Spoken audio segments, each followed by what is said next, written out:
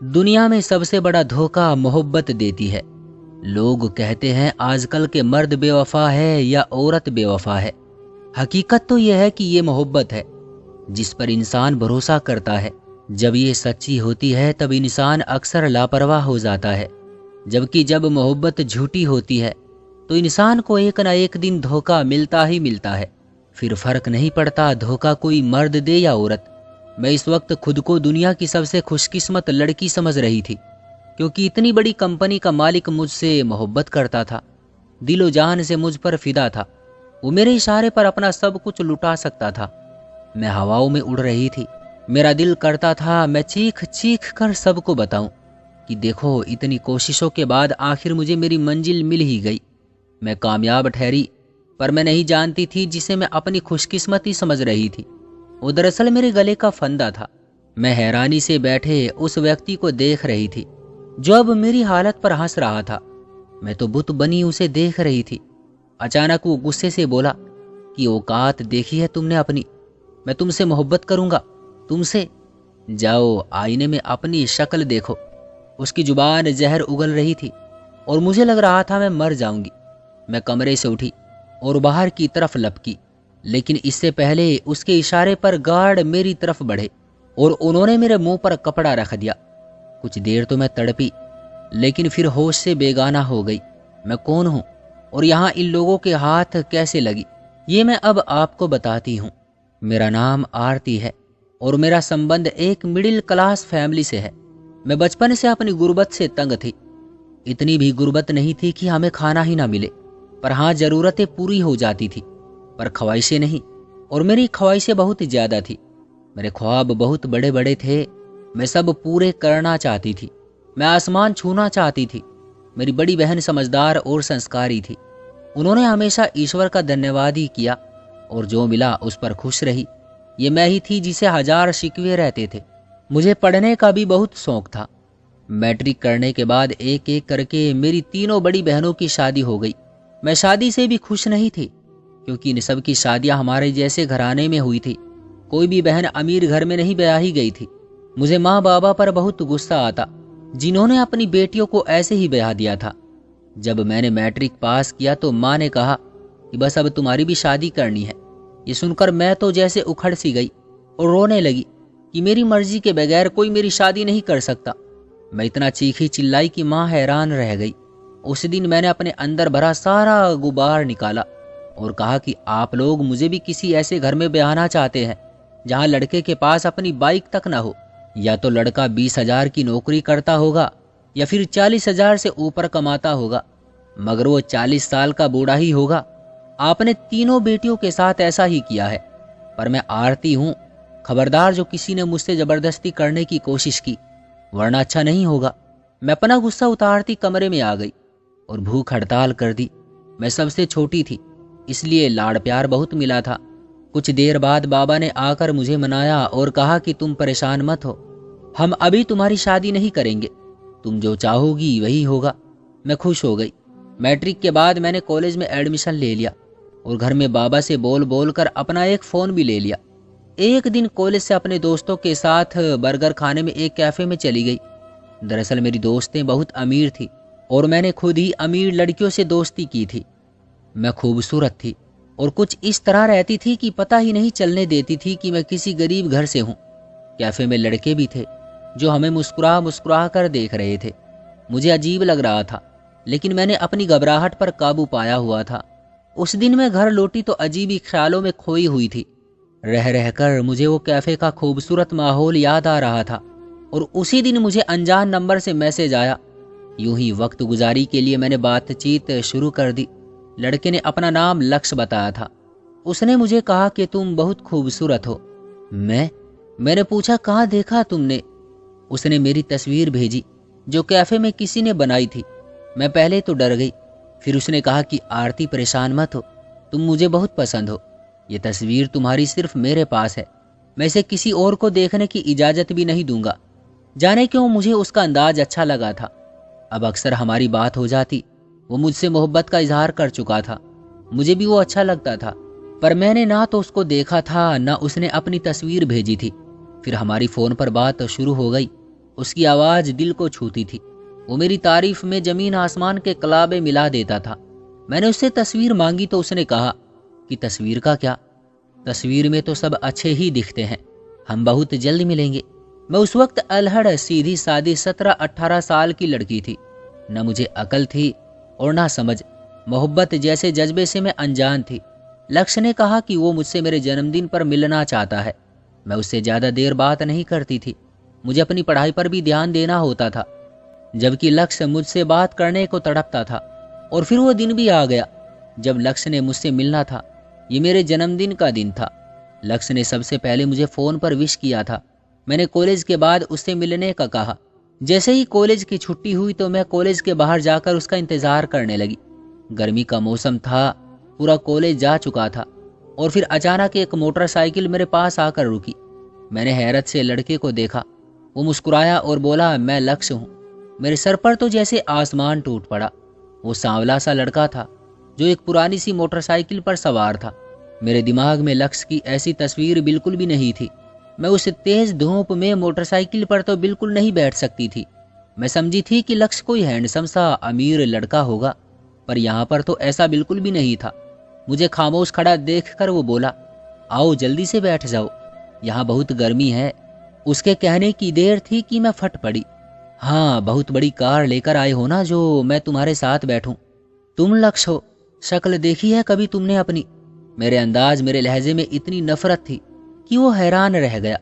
बंदे के पास पैसा ना भी हो तो कम से कम शक्ल तो अच्छी हो। तुम जैसे लड़कों को तो मैं एक नज़र देखना भी गवारा नहीं करती। गर्मी से मेरा दिमाग तपा हुआ था। जाने में क्या क्या बोलती चली गई। वो सदमे की सी हालत में मुझे देख रहा था। और फिर मैं एक रिक्शा को रोककर उसमें बैठ गई। आरती, मेरी बात सुनो, लक्ष्य ने मुझे पुकारा। खबरदार जो तुमने आइंदा मुझे मैसेज किया, मुझे नफरत है तुम्हारी शक्ल से। और फिर रिक्शा चल पड़ा। वो वही खड़ा रह गया। मैं घर वापस आ गई। दिमाग गुस्से और गर्मी से घूमा हुआ था। मुझे अपनी किस्मत पर गुस्सा आ रहा था कि ऐसे लड़के का दिल आया था मुझ पर। थू मेरी किस्मत पर। रात को लक्ष्य की कॉल आई, लेकिन मैंने नहीं उठाई। वो मैसेज कर रहा था, लेकिन मैंने नहीं देखे और फिर उसे ब्लॉक कर दिया। वो एक बार बात करना चाहता था, लेकिन मैं उसके मुंह नहीं लगना चाहती थी। और फिर उसका कोई मैसेज नहीं आया। मुझे लगा था वो मेरे कॉलेज के चक्कर काटेगा, लेकिन वो नहीं आया। वक्त गुजरता गया। मैं पढ़ाई में बिजी हो गई और आहिस्ता आहिस्ता लक्ष्य माझी का एक हिस्सा बन गया। माँ अचानक बीमार हो गई। मेरा कॉलेज पूरा हो चुका था। अब मैं यूनिवर्सिटी जाती थी। अब मैंने जॉब करनी शुरू कर दी, जो मैंने अपनी पढ़ाई के लिए शुरू की थी, ताकि यूनिवर्सिटी की फीस देती रहूं। और फिर माँ भी दुनिया से चल बसी। बहुत मुश्किल वक्त था, पर सबने जाना ही था, यहाँ तो किसी को भी बैठे नहीं रहना। तो वो भी चली गई। अब मैं अपने जीवन साथी को लेकर पहले से भी ज़्यादा गंभीर और मैच्योर हो गई थी। लोगों ने मुझ पर बहुत ट्राई किया, फिर भी मुझे कोई पसंद नहीं आया। मैं जॉब करती रही। डिग्री पूरी हुई तो मैंने एक बड़ी कंपनी में अप्लाई किया। मेरे पास एजुकेशन थी और तजुर्बा भी।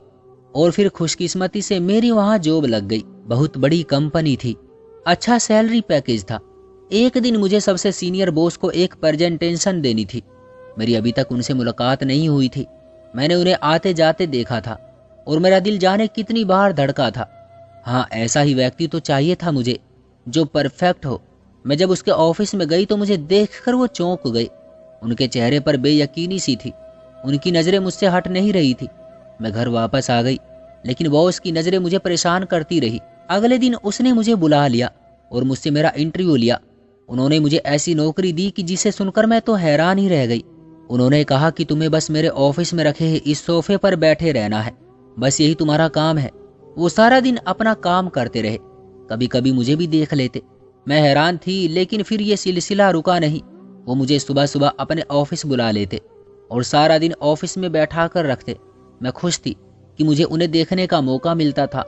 सच बताऊं तो जिंदगी में पहली बार मुझे मोहब्बत हुई थी। एक दिन हिम्मत करके पूछा तो उसने कहा कि मैं बस तुम्हें देखते रहना चाहता हूँ, तुम मेरे सामने रहा करो। मेरा दिल तो जैसे उछलने लगा। मैं जान गई थी बॉस भी मुझ पर दिल हार बैठे हैं। पूरे ऑफिस में चारों तरफ हमारी ही बातें हो रही थी।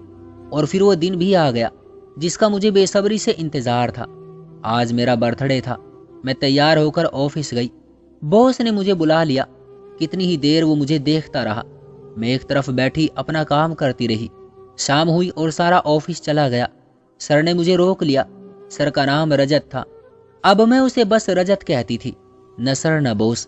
केक मंगवाया गया। मैंने खुश होते हुए केक काटा और आगे बढ़कर रजत का हाथ थाम लिया और उसे कहा कि मैं जानती हूँ आप भी मुझसे मोहब्बत करते हैं, पर मैं आज ये स्वीकार करती हूँ, मुझे आपसे इश्क हो गया है। मैं आपके बिना नहीं रह सकती।